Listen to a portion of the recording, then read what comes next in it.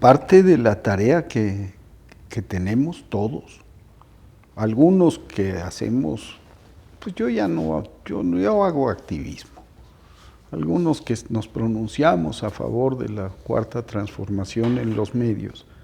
Parte de la tarea es buscar canales para encontrar a la gente, para encontrarnos con la gente. Porque tenemos el deber de hacer contrapeso. Hay una guerra que hasta el momento se ha quedado a nivel mediático, aunque yo insisto y que no descarto por lo menos un cierto nivel de coordinación entre los sectores de la derecha más radical y el crimen organizado. Digo eso por la puntualidad con que ocurre, por la sincronía con la que ocurren grandes masacres del narco, con alcance mediático nacional e internacional, en fechas cruciales para la 4T. Pero además de eso, dejando eso a un lado, manteniéndolo ahí en la conciencia, tenemos que estar claros de que en el viejo régimen narco y gobernantes corruptos eran dos caras de la misma moneda. Además de eso, que actúa, además de saber que Genaro García Luna pues trabajaba en el cartel y era el estratega de la guerra, hay una cosa que es real.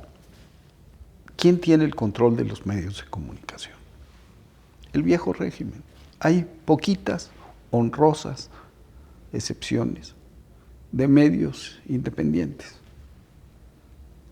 Pero el resto está coludido en un esfuerzo sistemático, constante, masivo, diseñado para frustrar la cuarta transformación y para, de ser posible, acabar con el gobierno de Andrés Manuel López Obrador.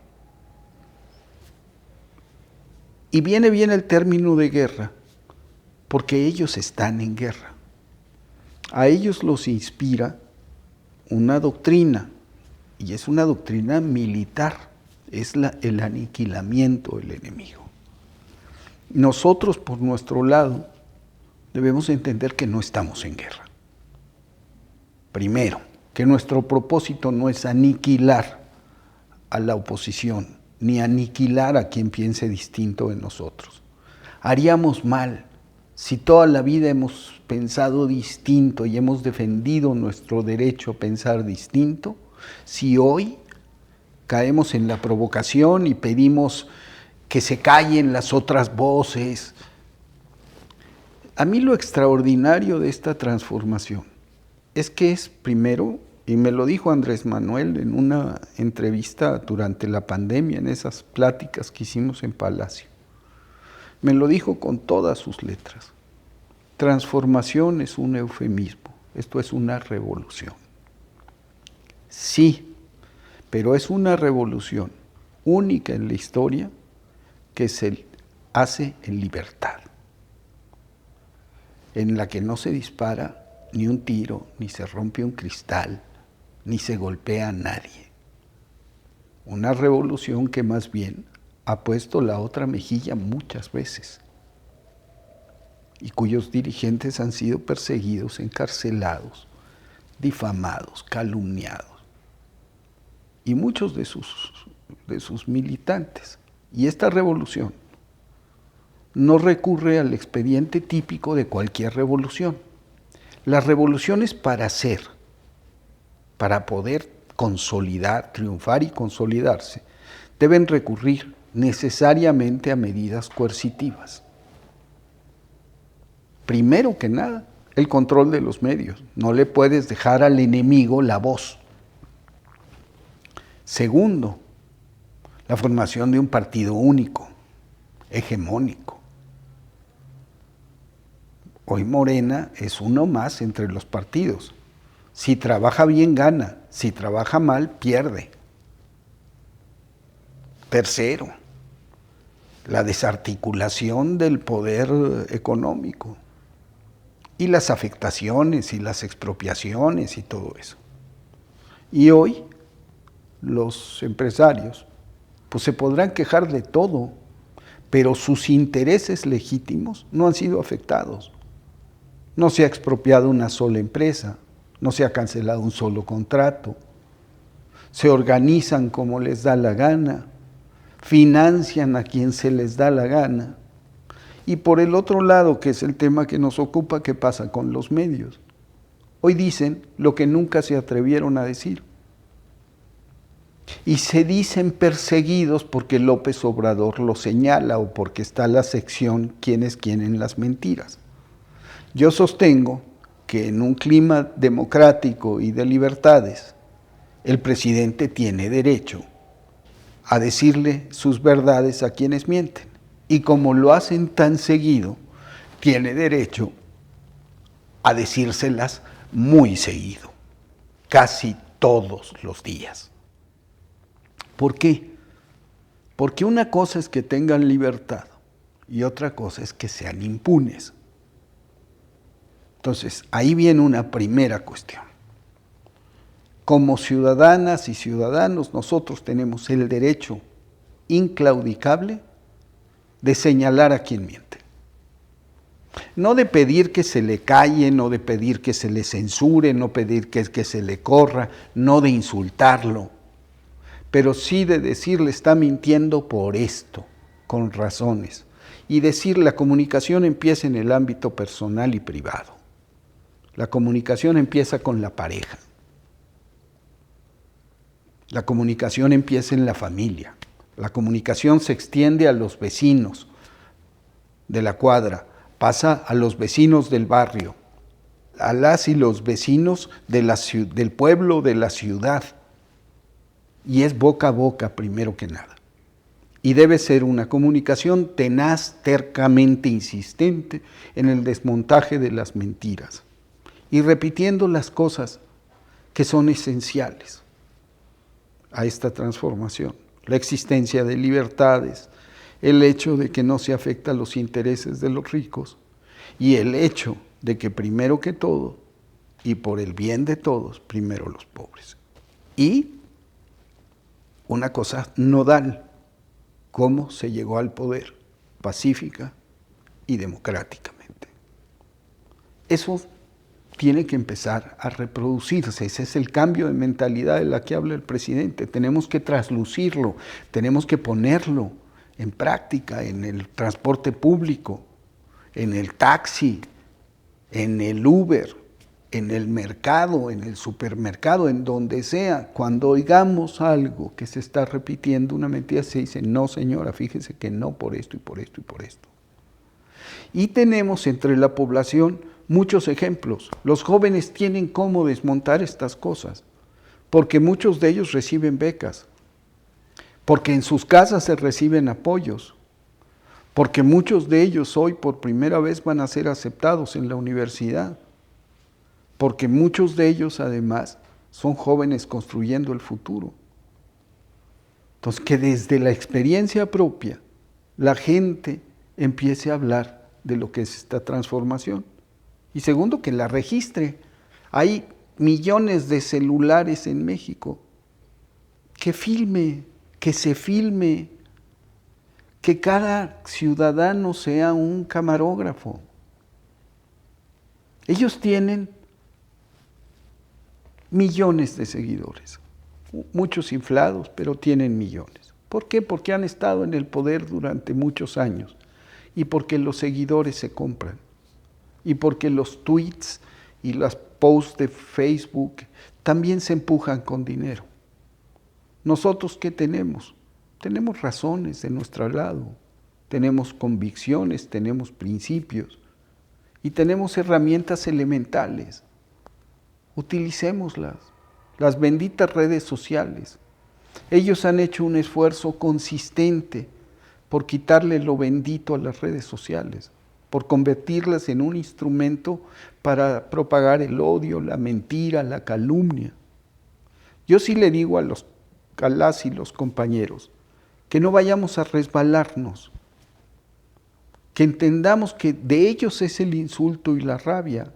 Nosotros no estamos rabiosos, no estamos coléricos, Nosotros estamos encantados con lo que está pasando y hay que construir esto con una sonrisa en los labios. No hay que ser avaros con la victoria. No ganamos muy frecuentemente y cuando ganamos hay que cuidar amorosamente la victoria, hay que protegerla, defenderla, impulsarla, extenderla en el tiempo.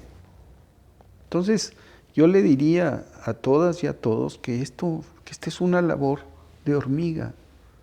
Y les diría que no importa que uno piense que lo que yo digo como persona, un tuit, es una gota de agua, pero si una gota de agua cae constante, orada la roca más dura. Así se forman las cañadas, así se forman los grandes cañones. El sumidero empezó con unas gotas. Esta revolución empezó así, con la lucha de las personas más humildes en este país. Repliquemos el esfuerzo. Me parece una maravilla que Morena se ponga las pilas y empiece a producir. Pero me parecería una bendición que este esfuerzo fuera arropado por los militantes y por los ciudadanos y las ciudadanas conscientes y empezaran a nutrir a este canal de información. La otra cara de la moneda. En este país, lo escribí ahora en mi columna, ha cambiado todo menos los conservadores. Siguen hablando igual que como hablaron frente a Hidalgo, a Juárez. Igualito.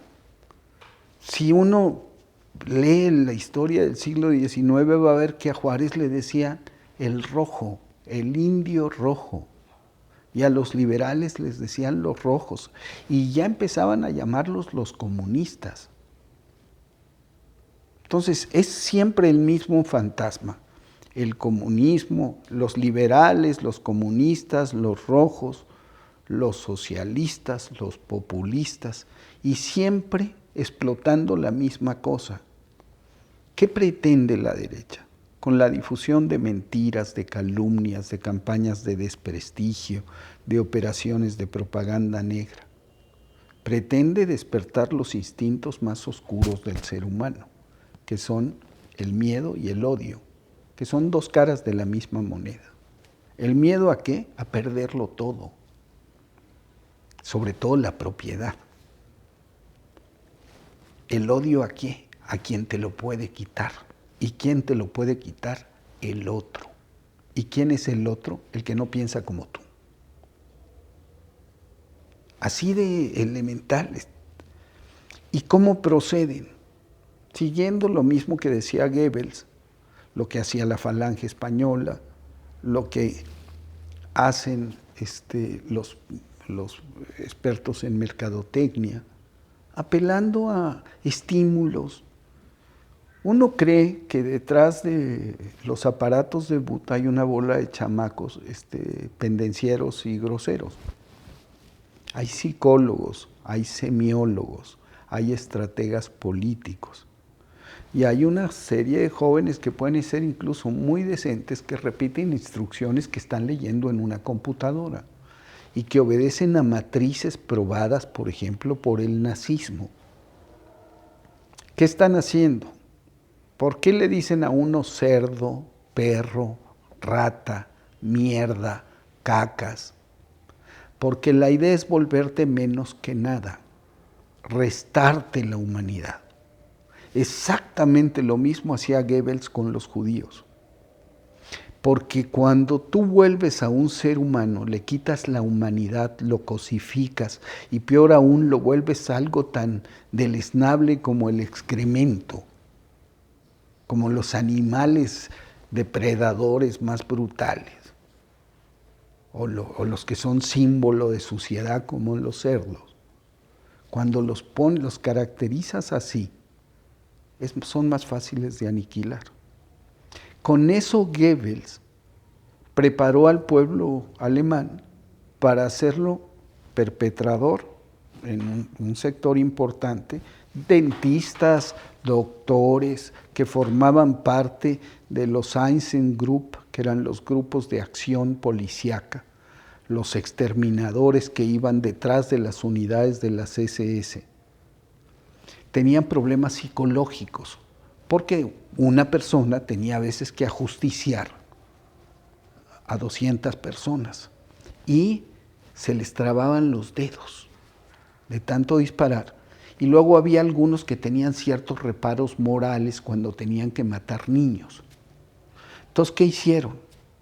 Toda la propaganda era la deshumanización de los judíos, porque entonces estos personajes, profesionistas muy decentes, incluso personas liberales, no estaban matando seres humanos, estaban aniquilando una plaga dañina.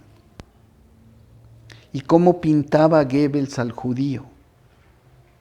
Hay que ver las películas, hay que aprender de la historia. El presidente siempre habla de la historia y la derecha siempre dice es que viven aferrados al pasado. No, ellos están aferrados al pasado, nosotros estamos aprendiendo del pasado. Entonces, hay que ver las películas que hacía Goebbels, cómo caracterizaban al judío, de lo que hablaban, que se robaban a los niños para hacer sacrificios en ceremonias de Shabbat, unas cosas desmecatadas. Pues la gente, de tanto escucharlo, de tanto verlo, se lo fue creyendo y eso facilitó. Y contuvo incluso un daño que se estaba produciendo en estos batallones, que era el alcoholismo extremo,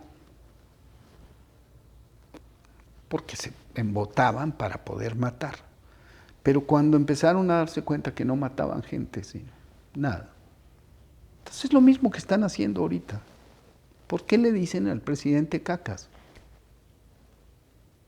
Porque todos los insultos son escatológicos. Y los repite de Felipe Calderón y Lozano al más lépero fanático de Frena. De Aguilar Camín, que le dice pendejo y petulante al presidente. Hasta el último fanático, hasta Gilberto Lozano, el intelectual sofisticado con muchos títulos universitarios, es tan lépero como este otro. Están muy encabronados y necesitan contagiar a amplias capas de la sociedad su encabronamiento. Su primer objetivo, con todas las mentiras, es alimentar a su base, a la minoría que los soporta. ¿Cómo los alimentan? Con dogmas.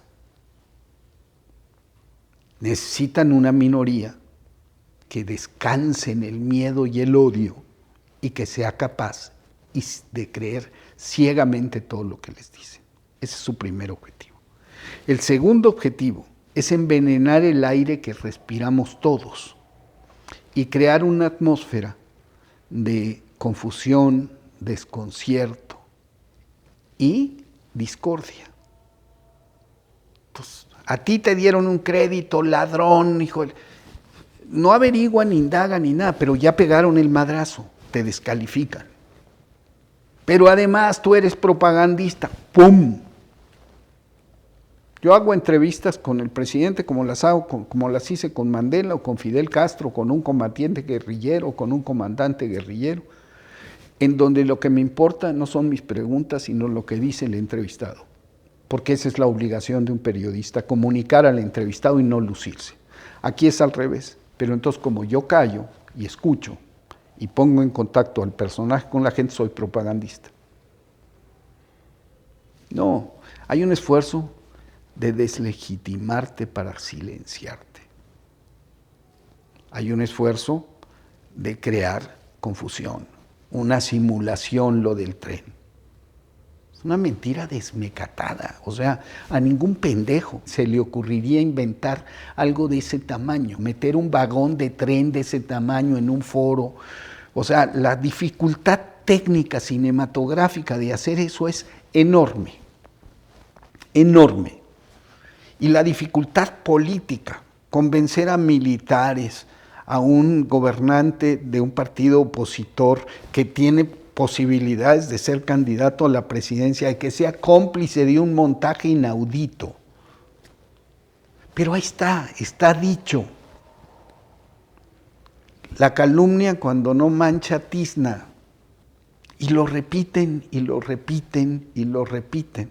El tercer objetivo es ganar adeptos entre la mayoría, desmembrar la mayoría. ¿Qué tenemos que hacer nosotros? Primero, entender que a esa minoría, primero, no vale la pena entrar en discusiones ofensivas con ellos. Segundo, reaccionar ante todos los intentos de generar desconfianza, frustración, discordia, sembrar el odio. Y tercero, evitar que hagan daño a esta mayoría. Conservar la conciencia de que tenemos razón, de que somos muchas y muchos los que apoyamos este proyecto y que ese señor que llevamos a Palacio lo llevamos ahí para que cumpliera con un propósito, transformar a México. Y por tanto, no son sus grandes obras, no es su transformación, no son los proyectos de Andrés Manuel, son nuestros proyectos y es la voluntad mayoritaria de un pueblo. Eso es lo que tenemos que comunicar. Este es el entorno, ese es el plan de la derecha. ¿Cuál es el plan nuestro? Eso debe ser un plan liberador.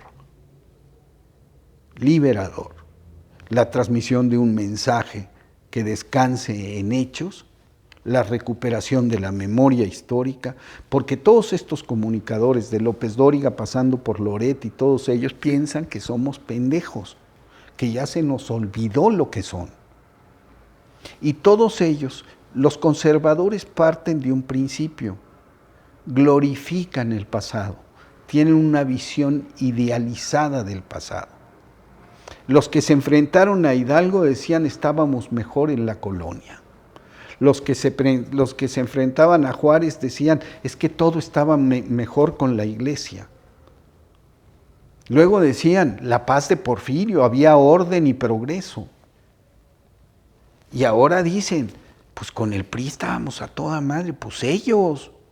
Cuando uno va a entrar a una confrontación, a un debate o a un combate, se pregunta, se hace las 4 preguntas de Estado Mayor. ¿Dónde están ellos? ¿Dónde estamos nosotros? ¿Cómo están ellos? ¿Cómo estamos nosotros? ¿Dónde están ellos? Pues están en los medios.